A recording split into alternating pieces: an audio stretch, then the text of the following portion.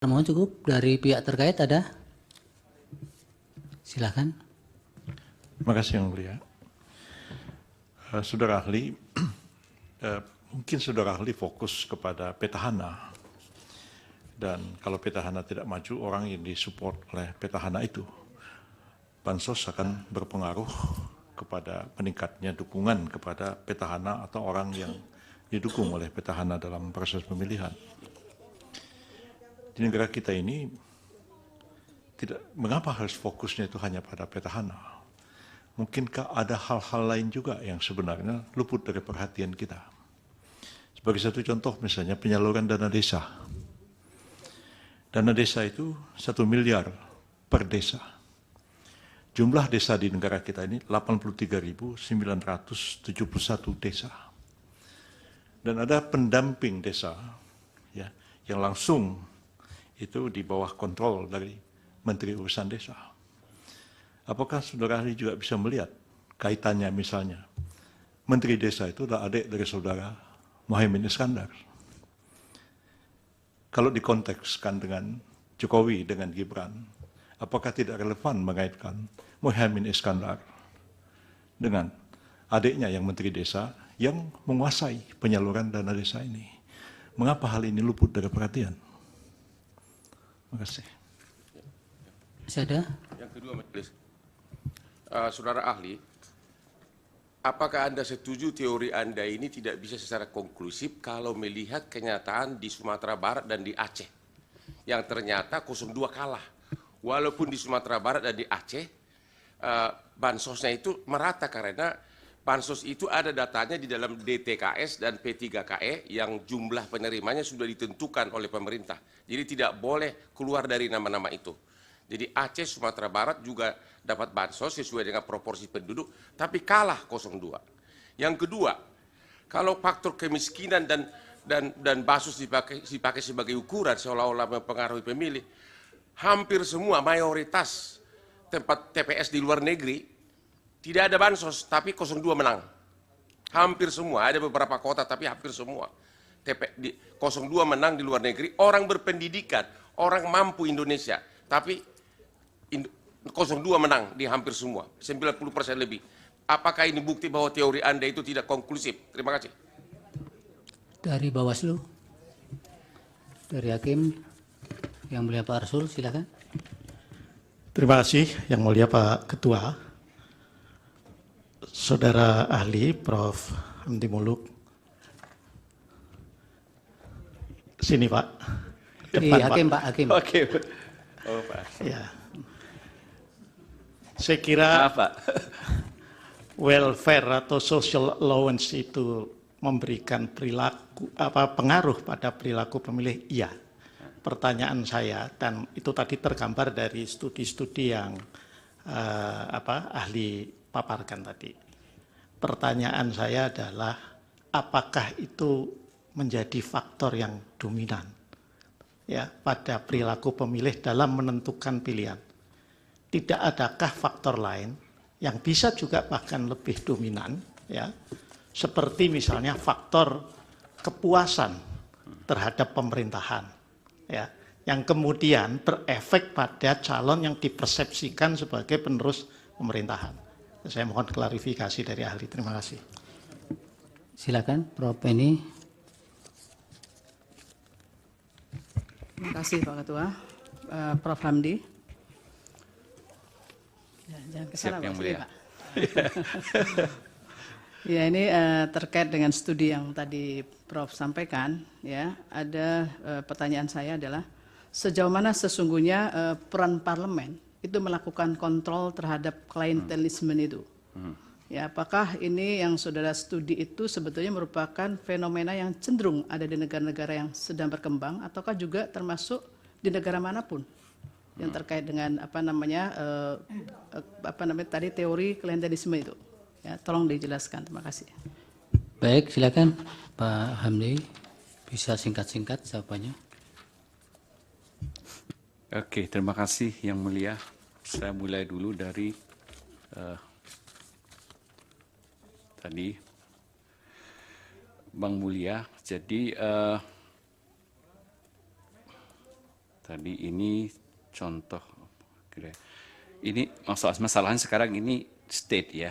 Jadi saya kira patron klien dalam konteks Indonesia juga bisa bertransformasi menjadi patronnya itu adalah state. Karena saya ingat studi bahwa misalnya mengatakan politik Indonesia ini seperti politik negara teater gitu. Jadi raja itu, bahkan presiden itu dianggap seperti raja, gitu, seperti sosok patron gitu. Jadi sedemikian sentralnya posisi, nah kita menganut presidensialism yang posisi kepala negara itu memang seluruhnya. Dia kepala negara, dia kepala pemerintahan, dia mungkin tokoh yang panutan dan seluruhnya patron. Jadi sangat mungkin bahwa mekanismenya hampir sama dengan yang kita amati patron klien dalam konteks di adat. Jadi itu mungkin yang juga bisa memperkuat misalnya keyakinan bahwa sedikit banyak faktor ketokohan dari Presiden Jokowi mungkin turut mendorong preferensi ke suara 02. Nah, tadi yang kedua, oke. Tadi Pak Hotman Paris mempertanyakan persoalan tadi, kalau tidak salah saya kenapa kita tidak fokus kepada masalah, kenapa hanya fokus kepada masalahnya di tingkat presiden, tapi tidak fokus kepada masalah dana desa, Pak ya? Pak, itu Prof. Yusril. Oh, Prof. Yusril ya. Ya. Oke. Ya, memang kami tidak punya data gitu, Prof. Yusril, sampai ke tingkat desa, karena kami tidak melakukan studi yang langsung ke data empiris di Indonesia, karena keterbatasan waktu dan dana juga. Kami hanya memang mencari hukum-hukum yang umum, yang universal, berlaku di seluruh negara tentang masalah ini. Apakah memang politisasi bansos ini bisa berdampak kepada voting behavior. Nah, kami tentu tidak memperhitungkan faktor-faktor kompleksitas di tingkat lokal. Tapi mungkin, nah di kita memang unik gitu loh. Antara kontestasi antar paslon itu tidak selalu ajak masalah incumbency dan challenger itu dari waktu ke waktu. Nah, kita tahu loh, sekarang seperti yang Prof. Yusril katakan, ini Muhaimin adalah bagian dari pemerintahan, partainya gitu ya. Adiknya Menteri Desa, tapi dia berada dalam kubu untuk pilpres yang berseberangan. Nah, itu juga mungkin berlaku untuk yang lain. Gitu. Ada kepala daerah jika tidak ekuivalen dengan pasangan paslon 1, 2, 3. Nah, memang kalau kita mau studinya detail betul, kita harus mengkonsider data-data ke tingkat yang lebih lokal itu. Tapi saya tidak punya data itu. Saya hanya punya data yang universal, menggambarkan fenomena ini.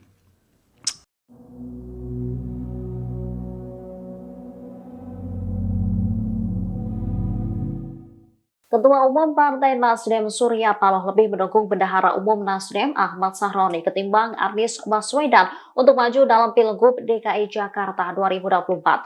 Alasan Paloh lebih memilih Sahroni dibandingkan Anies terungkap. Disebutkan Anies Baswedan masih berstatus sebagai calon presiden. Selain itu, ex-gubernur DKI Jakarta itu juga sedang menggugat hasil pemilu 2024 di Mahkamah Konstitusi. Hal ini disampaikan oleh Sekretaris Dewan Pimpinan Daerah Nasdem DKI Jakarta, Wibi Andrino. Menurut Wibi, Surya Paloh memberikan dukungannya kepada Sahroni karena dianggap sebagai salah satu calon terkuat. Meski begitu, Nasdem belum memutuskan siapa sosok yang akan benar-benar dicalonkan di Pilgub DKI Jakarta nantinya. Di samping itu, Nasdem juga mengaku masih harus membahas arah dukungan bersama PKS dan PKB sebagai mitra koalisi. Diketahui dukungan Paloh ke Sahroni menjadi kandidat Pilkada DKI 2024 disampaikan pada Rabu 20 Maret 2024 di Nasdem Tower Jakarta Pusat. Awak media sempat bertanya soal pilihan Nasdem dengan menyodorkan nama Anies Baswedan dan Ahmad Sahroni. Namun Surya Paloh lebih memilih Syahroni.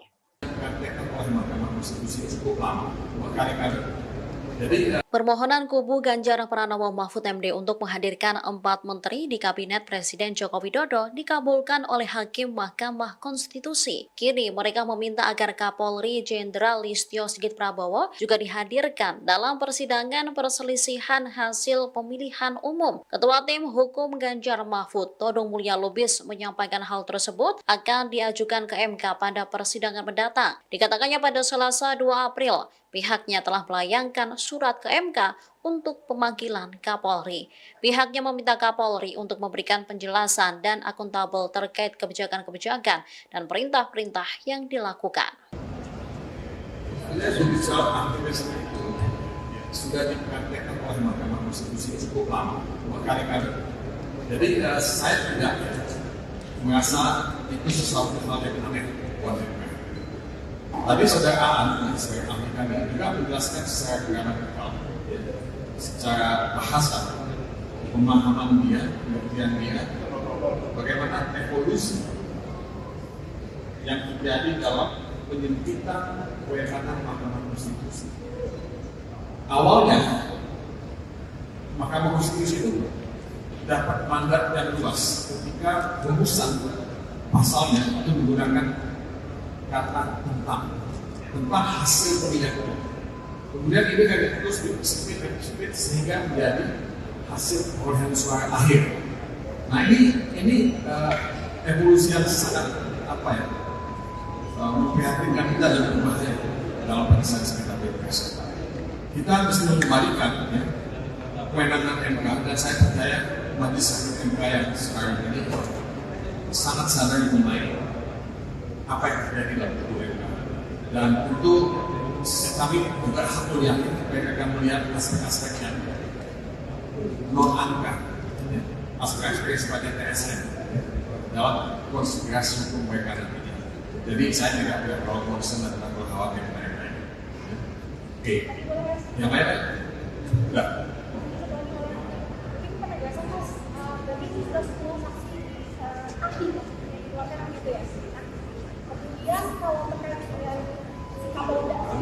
Gini, kami sudah melayangkan surat bahwa di samping 4 menteri yang akan dihadirkan plus dari DKPP yang akan dihadirkan, kami juga akan minta kepada Ketua Majelis untuk menghadirkan Kapolri pada sidang berikutnya. Kami sudah menulis surat ini. Kenapa Kapolri? Karena nanti akan dengarkan sekalian cukup banyak hal-hal yang menyangkut kepolisian yang melakukan intimidasi, kriminalisasi, dan terlibat dalam kampanye. Jadi kami ingin minta Kapolri juga untuk memberikan penjelasan dan akuntabel dalam kebijakan-kebijakan dan perintah-perintah yang dilakukan. Karena tidak cukup hanya melihat soal bansos. Kalau Menteri Sri Mulyani, Ibu Risma, Pak itu kan lebih banyak kontrol bansos. Tapi kita juga melihat aspek-aspek pelanggaran yang dilakukan oleh pihak kepolisian yang mencederai demokrasi dan integritas pemilihan. Oke, terima kasih ya.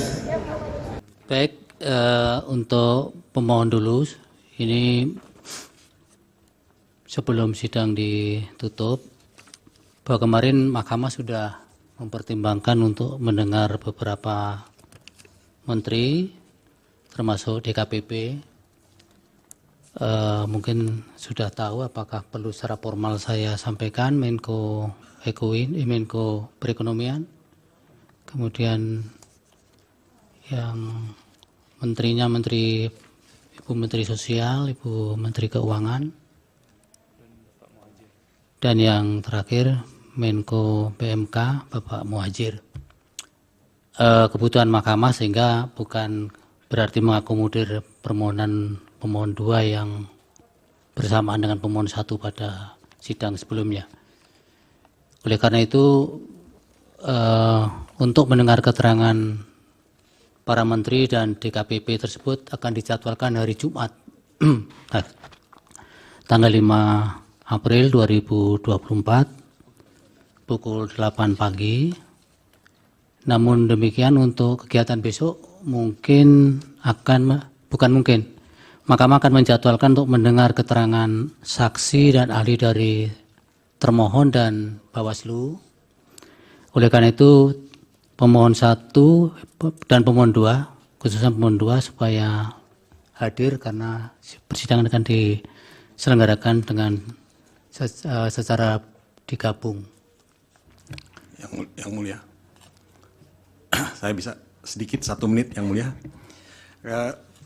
Pertama, kami tentu sangat mengapresiasi keputusan majelis yang akan menghadirkan 4 menteri.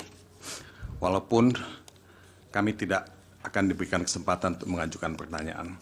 Tapi karena memang persoalan ini begitu kompleks dan melibatkan banyak pihak, dan kami juga mendapat banyak laporan, terutama mengenai ketidaknetralan pihak kepolisian terutama. Kami tadi mencoba untuk menulis surat kepada Mahkamah Konstitusi melalui Panitera, dan kami diminta untuk langsung menyampaikan kepada majelis. Nah, usul kami, jadi bukan permintaan, yang usul dari kami, Ketua Majelis MK yang mulia, usul kami adalah kalau dimungkinkan untuk menghadirkan Kepala Kepolisian Republik Indonesia, Jenderal Polisi Dr. Listio Sigit Prabowo. Karena memang banyak sekali persoalan-persoalan yang bersinggungan dengan pihak kepolisian ya selama masa kampanye. Iya, sudah paham. Nah, kami kemarin ketika membahas akhirnya memunculkan pihak-pihak yang dipanggil sudah mempertimbangkan 2 permohonan, Pak. Ya. Jadi permohonan nomor 1 dan nomor 2, dan kesimpulannya pada seperti itu. Sehingga kalaupun ada permohonan baru ya tentunya harus dibahas kembali. Ya. Tapi yang sudah pasti itu, sehingga ikuti saja, karena itu juga yang punya pertimbangan bahwa itu dibutuhkan atau tidak itu adalah Mahkamah. Sekalipun Pak Mulia juga kemudian mengusulkan Pak Kapolri untuk dipanggil. Kami hanya mengusulkan yang mulia. Ya, semua siap. kebijaksanaannya ada pada Ketua Majelis. Baik, kemudian untuk hari ini ada penambahan bukti dari termohon T17 dan T19, betul ya Pak? Kami sahkan dulu. Kemudian dari perkara nomor 2 juga dari Bawaslu PK 19 sampai dengan 83, PK 87 sampai 89, 91 sampai 95, 104 sampai 107, 135 sampai 142, 146 sampai 149, 153 sampai PK 154, 157 sampai dengan 164, PK 166, PK 168 sampai dengan PK 177, PK 182, PK 184 sampai dengan PK 186, kemudian PK 189 sampai PK 194. Betul? Sudah diverifikasi, Pak?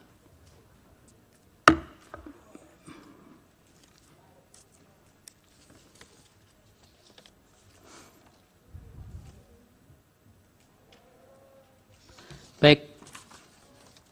Itu yang bisa disampaikan dari Majelis Hakim. Izin yang mulia, Bawaslu, mohon sedikit renvoy untuk beberapa bukti di perkara nomor 02 yang mulia dari Bawaslu. Apa infonya Pak? Ini dari juru panggil untuk memperbaiki sedikit bukti Bawaslu untuk direnvoy permohonan dari kami. Atau nanti langsung ke bagian kepaniteraan?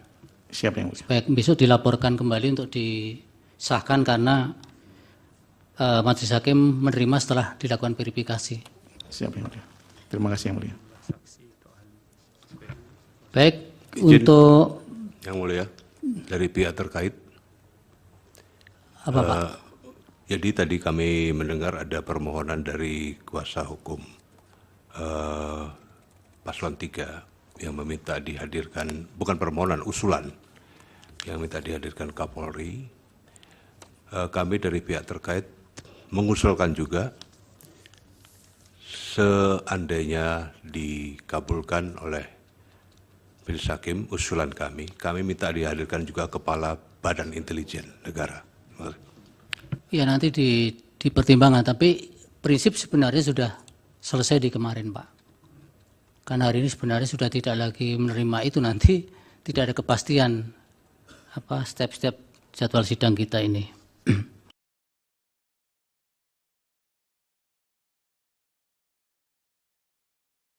Dalam di dalam persidangan selalu dikatakan bahwasanya mahkamah itu hanya berwenang untuk memeriksa dan memutuskan soal hasil, soal outcome. Padahal kalau kita merujuk kepada konstitusi, ya, pasal 22E, kemudian undang-undang pemilu dan lain-lain, itu pemilu harus dilaksanakan dengan jujur dan adil.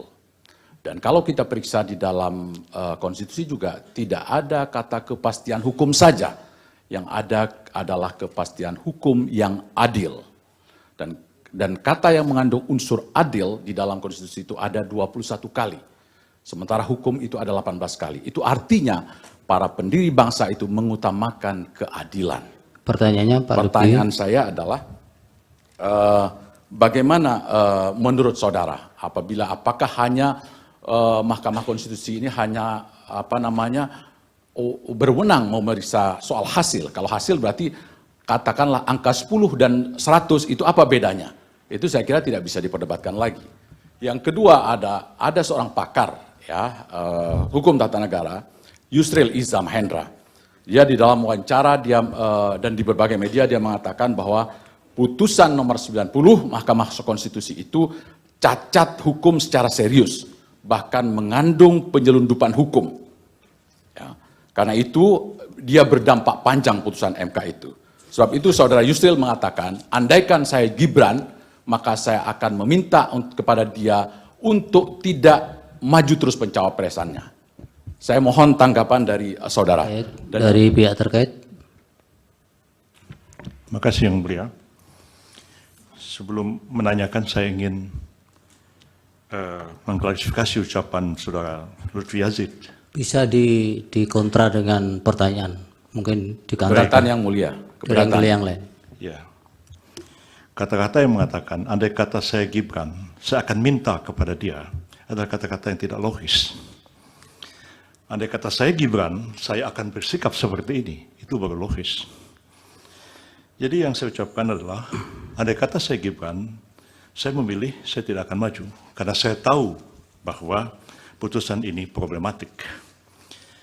Pertanyaan yang mendasar adalah kepada saudara ahli, adalah satu perdebatan yang tak berujung di dalam filsafat hukum. Ketika kita mencari keadilan dan kepastian hukum, kita tahu al-adlah adalah substansi daripada hukum itu sendiri. Tapi ketika kita berbicara dalam konteks penyelenggaraan negara, kita tidak mungkin mencari sesuatu yang tak berujung, tapi kita harus mengambil sebuah keputusan. Bahwa betul putusan 90 itu problematik kalau dilihat dari filsafat hukum, etik, dan lain-lain. Tapi dari segi kepastian hukum, putusan 90 itu jelas sekali. Pertanyaan saya kepada saudara adalah, ketika saudara menginginkan mahkamah ini lebih substansi membahas sesuatu sampai kepada keadilan yang hakiki, pertanyaannya sampai kapan kita akan menyelesaikan persoalan ini? Kita tahu dalam filsafat hukum persoalan keadilan dan kepastian hukum itu sesuatu yang sulit dipertemukan, tapi ketika kita dihadapkan kepada kasus yang konkret, menurut saudara, apakah kita harus berdebat tentang keadilan yang tak berujung, atau kita harus mengakhirinya dengan sebuah kepastian hukum? Demikian pertanyaan saya. Di dalam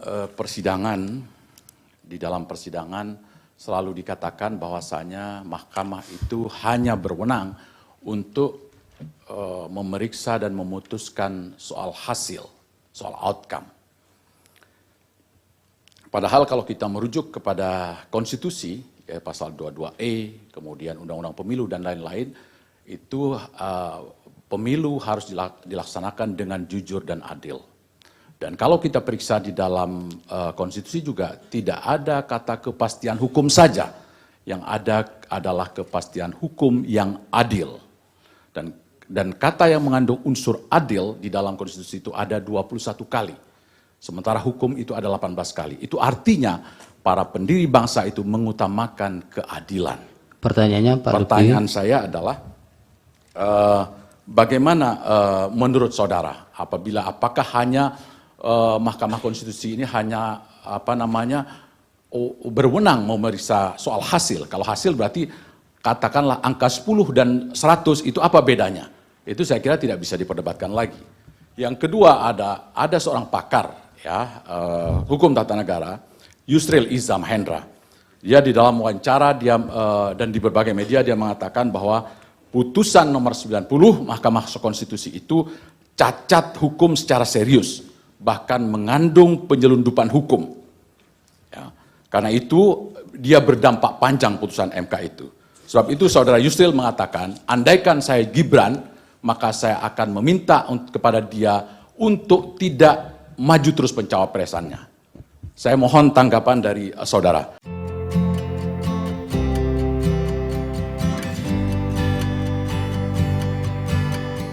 Ketua Umum PDI Perjuangan Megawati Soekarno Putri siap dihadirkan sebagai saksi dalam sidang perselisihan hasil pemilihan umum Pilpres 2024 di Mahkamah Konstitusi. Hal ini menjawab permintaan tim hukum Prabowo Gibran, Oto Hasibuan. Kabar ini disampaikan oleh Sekretaris Jenderal PDI Perjuangan Hasto Kristianto pada Selasa 2 April 2024. Dikatakan Hasto, Megawati tertawa saat diberitahu soal permintaan tim hukum Prabowo Gibran. Menurut Hasto, Megawati bersedia jika dipanggil MK untuk memberikan keterangan sebagai saksi di MK. Ia bahkan dengan senang hati hadir jika dipanggil. Apabila Megawati datang, Hasto memastikan PDIP akan mengawal sebaik-baiknya. Sebelumnya, Oto meminta agar Megawati dihadirkan dalam sidang sengketa Pilpres 2024 di MK. Hal ini merespon permintaan tim hukum Anies Baswedan Muhaimin Iskandar agar Menteri Kabinet Joko Widodo dipanggil untuk memberikan keterangan. Oto mengungkapkan pihaknya bisa saja meminta MK untuk menghadirkan Megawati dalam sengketa Pilpres 2024 tersebut. Namun, Oto menegaskan bahwa pihaknya tidak akan melakukan hal tersebut. Baik, untuk pemohon dulu, ini sebelum sidang ditutup, bahwa kemarin Mahkamah sudah mempertimbangkan untuk mendengar beberapa menteri, termasuk DKPP. Mungkin sudah tahu apakah perlu secara formal saya sampaikan, Menko Perekonomian, kemudian yang menterinya Ibu Menteri Sosial, Ibu Menteri Keuangan, dan yang terakhir Menko PMK Bapak Muhajir. Kebutuhan Mahkamah sehingga bukan berarti mengakomodir permohonan pemohon 2 yang bersamaan dengan pemohon 1 pada sidang sebelumnya. Oleh karena itu, untuk mendengar keterangan para menteri dan DKPP tersebut akan dijadwalkan hari Jumat, tanggal 5 April 2024, pukul 8 pagi. Namun demikian untuk kegiatan besok Mahkamah akan menjadwalkan untuk mendengar keterangan saksi dan ahli dari termohon dan Bawaslu. Oleh karena itu pemohon 1 dan pemohon 2, khususnya pemohon 2 supaya hadir karena persidangan akan diselenggarakan dengan secara digabung. Yang mulia, saya bisa sedikit 1 menit, yang mulia. Pertama, kami tentu sangat mengapresiasi keputusan majelis yang akan menghadirkan 4 menteri. Walaupun kami tidak akan diberikan kesempatan untuk mengajukan pertanyaan. Tapi karena memang persoalan ini begitu kompleks dan melibatkan banyak pihak, dan kami juga mendapat banyak laporan, terutama mengenai ketidaknetralan pihak kepolisian, terutama kami tadi mencoba untuk menulis surat ya kepada Mahkamah Konstitusi melalui Panitra, dan kami diminta untuk langsung menyampaikan kepada majelis. Nah, usul kami, jadi bukan permintaan, yang usul dari kami, Ketua Majelis MK yang mulia, usul kami adalah kalau dimungkinkan untuk menghadirkan Kepala Kepolisian Republik Indonesia, Jenderal Polisi Dr. Listio Sigit Prabowo. Karena memang banyak sekali persoalan-persoalan yang bersinggungan dengan pihak kepolisian. Ya, selama masa kampanye. Iya, ya, sudah paham. Nah, kami kemarin ketika membahas akhirnya memunculkan pihak-pihak yang dipanggil sudah mempertimbangkan 2 permohonan, Pak. Ya. Jadi permohonan nomor 1 dan nomor 2, dan kesimpulannya pada seperti itu. Sehingga kalaupun ada permohonan baru, ya tentunya harus dibahas kembali. Ya. Tapi yang sudah pasti itu, sehingga ikuti saja, karena itu juga yang punya pertimbangan bahwa itu dibutuhkan atau tidak itu adalah Mahkamah. Sekalipun Pak Mulia juga kemudian mengusulkan Pak Kapolri untuk dipanggil. Kami hanya mengusulkan yang mulia. Ya, semua siap. kebijaksanaannya ada Oke. pada Ketua Majelis. Termohon cukup. Dari pihak terkait ada? Silakan. Terima kasih yang mulia. Saudara ahli, mungkin saudara ahli fokus kepada petahana, dan kalau petahana tidak maju, orang yang disupport oleh petahana itu, bansos akan berpengaruh kepada meningkatnya dukungan kepada petahana atau orang yang didukung oleh petahana dalam proses pemilihan. Di negara kita ini, mengapa harus fokusnya itu hanya pada petahana? Mungkinkah ada hal-hal lain juga yang sebenarnya luput dari perhatian kita? Sebagai satu contoh, misalnya penyaluran dana desa. Dana desa itu 1 miliar per desa.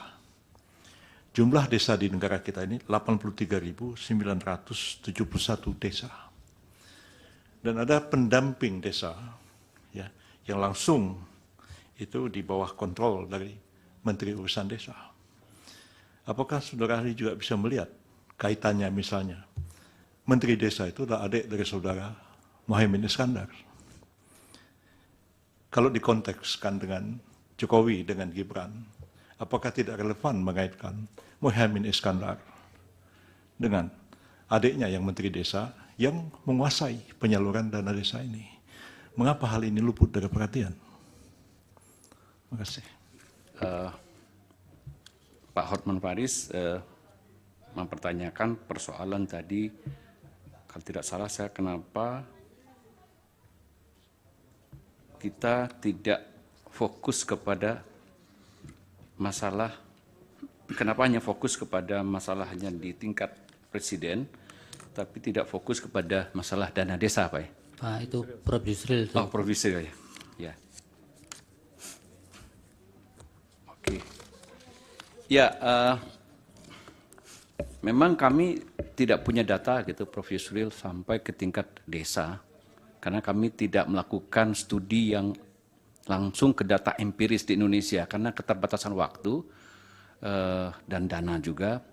Kami hanya memang mencari hukum-hukum yang umum, yang universal, berlaku di seluruh negara tentang masalah ini. Apakah memang politisasi bansos ini bisa berdampak kepada voting behavior.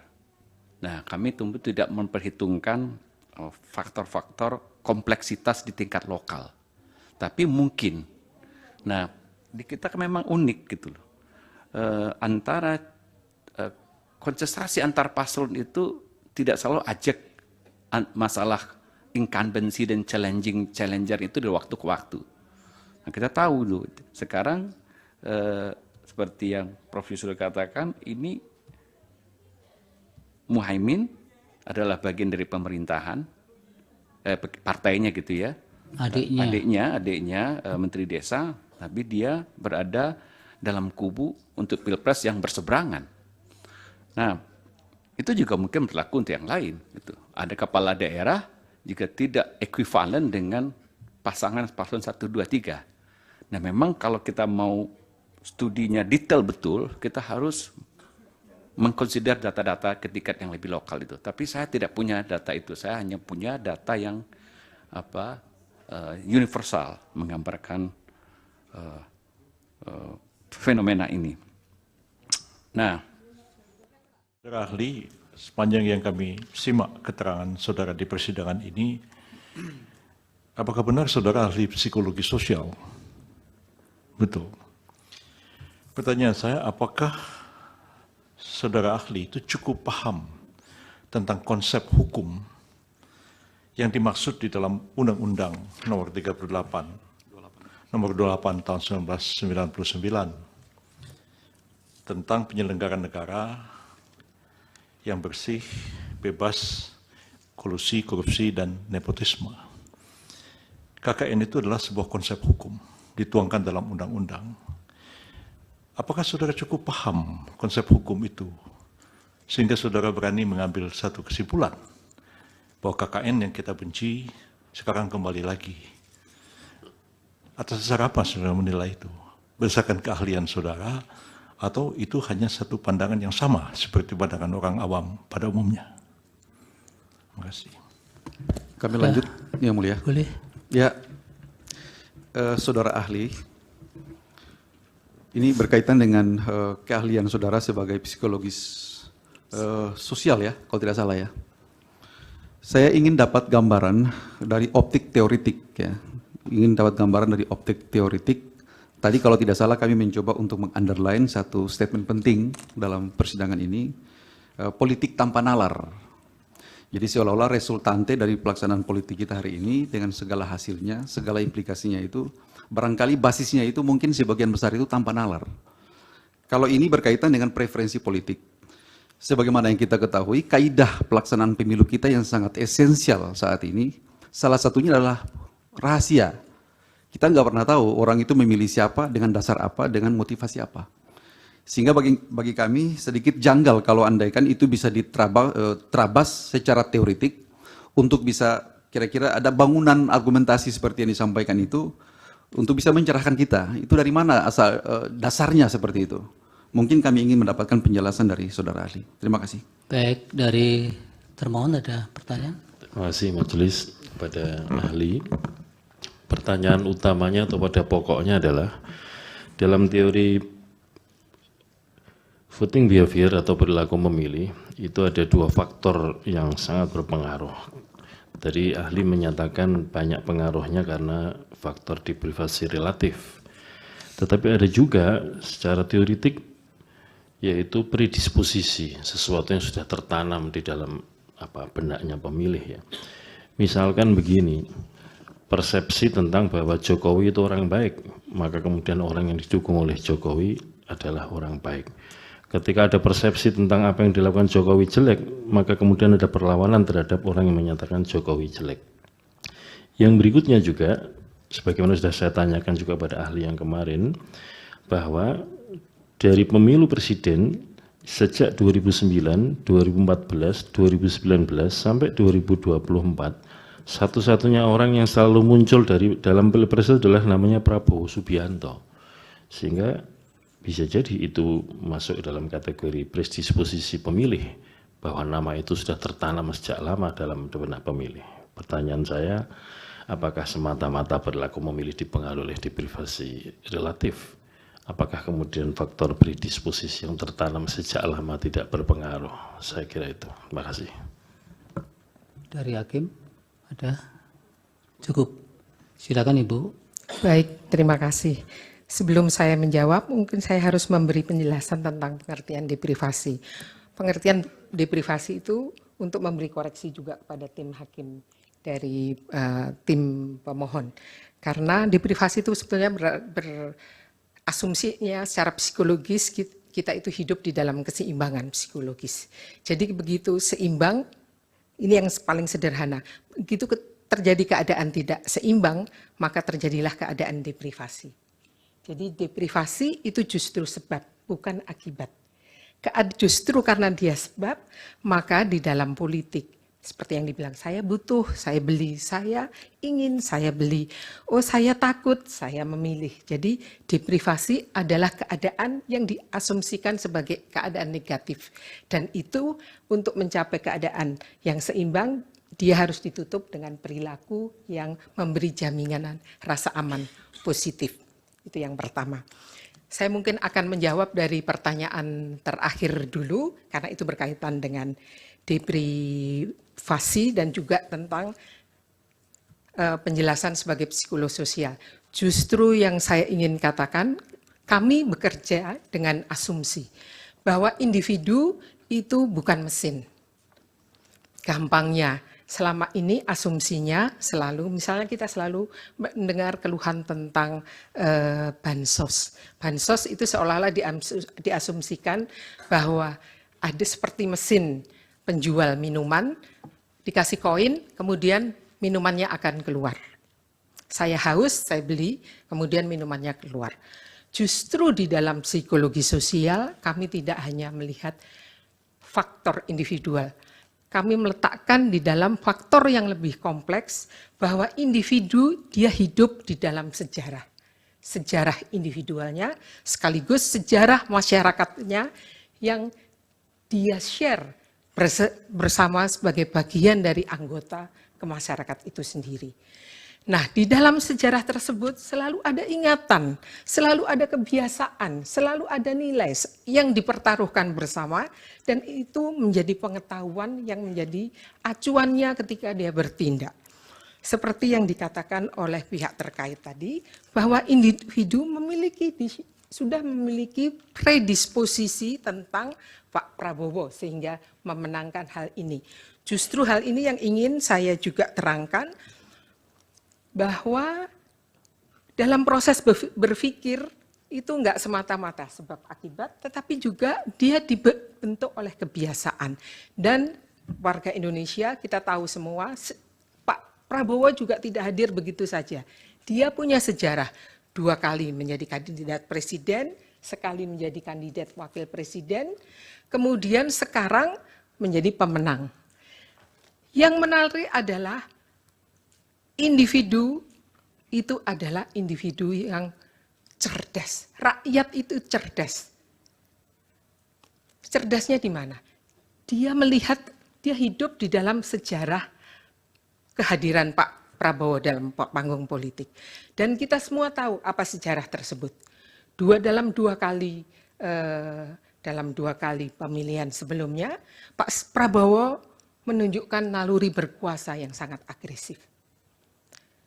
Naluri tersebut tiba-tiba hilang begitu beliau kalah pada tahun 2019 dan masuk menjadi tim pemerintahannya Presiden Jokowi. Selama 5 tahun agresivitas itu seperti dijinakkan. Dan apa yang kita lihat kemudian, Pak Prabowo kehilangan agresivitas kekuasaan yang kita kenal sebelumnya. Tiba-tiba dia berasosiasi dengan ketokohan Pak Jokowi yang belusuan, yang kalem ini. Dan dalam akhir periode pemerintahan Pak Jokowi, beliau menyatakan akan meneruskan seluruh politik yang pernah dijalankan Pak Jokowi. 1. Jadi kita melihat ada proses perubahan atau penjinaan dari agresivitas kekuasaan sebelumnya melalui keikutsertaan Pak Prabowo pada pemerintah ini. Tiba-tiba sejarah berevolusi dari agresif menjadi kalem. Dan yang kalem ini kemudian diikuti juga dengan seluruh proses pada pemilu yang kita lihat Pak Prabowo berjoget.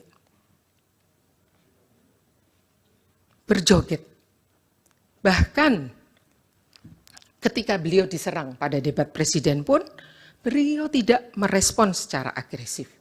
Jadi rakyat tiba-tiba mengasosiasikan bukan hanya dengan Pak Jokowi, bukan hanya dengan semata-mata dengan bansos dan lain, tetapi juga dengan sesuatu yang nyaman, yang tidak akan mengganggu sebagaimana 2 periode pemilu sebelumnya, di mana Pak Prabowo dianggap akan mengancam, akan menimbulkan ketakutan. Waktunya Ibu sudah. Ya. Boleh saya menyimpulkan sedikit, memberi tambahan?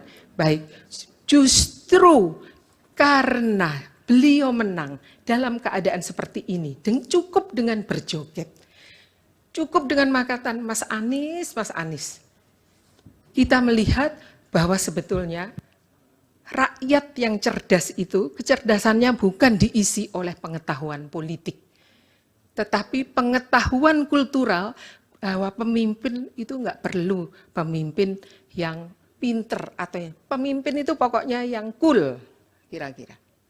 Dan Pak Prabowo kemenangannya justru di situ. Tetapi itu justru masalah untuk saya sebagai psikologis sosial. Karena seperti yang saya bilang bahwa kemenangan ini bukan hanya sekedar kemenangan angka yang akan menentukan 5 tahun ke depan. Dia juga bersambung dengan sejarah politik sebelumnya, sekaligus akan menentukan sejarah masa depan politik Indonesia.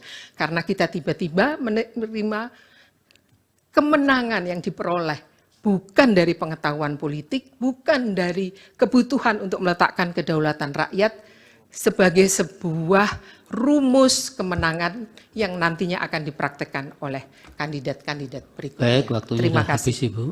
Terima kasih. Silakan. Sudah boleh keluar. Baik. Terima kasih Pertanyaan atas saya keterangan. belum dijawab. Terima Yang kasih. Mulia. Sudah dijawab secara umum tadi Bapak. Oh begitu kan? Ya. Yang mengenai konsep hukum KKN itu belum dijawab. Begini, Prof, saya adalah psikolog sosial. Dan yang saya amati adalah apa yang ada yang kelihatannya formil di atas, ada hukum, regulasi, undang-undang, tapi bukan itu yang saya amati. Tapi apa efeknya itu, apa yang dimengerti oleh masyarakat, oleh individu. Ya, sudah cukup Ibu. Terima kasih. Download Tribun X sekarang, menghadirkan lokal menjadi Indonesia.